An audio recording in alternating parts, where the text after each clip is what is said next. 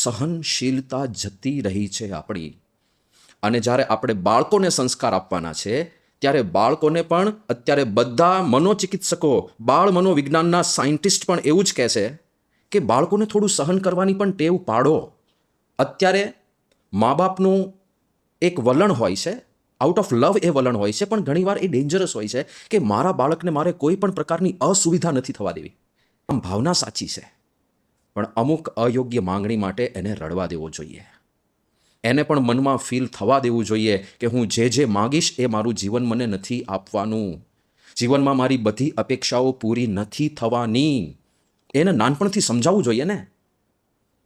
પણ અત્યારે હું જે માગું એ મળે એવી એક ટેન્ડન્સી થઈ, એટલે સહેજ પણ એની ઈચ્છા પૂરી ના થાય, એક ખોટું પગલું ભરી બેસે એવી સંપૂર્ણ પોસિબિલિટીઝ છે. એટલા માટે યોગીજી મહારાજ કહે છે, સહન શક્તિ એ જબરો ગુણ છે.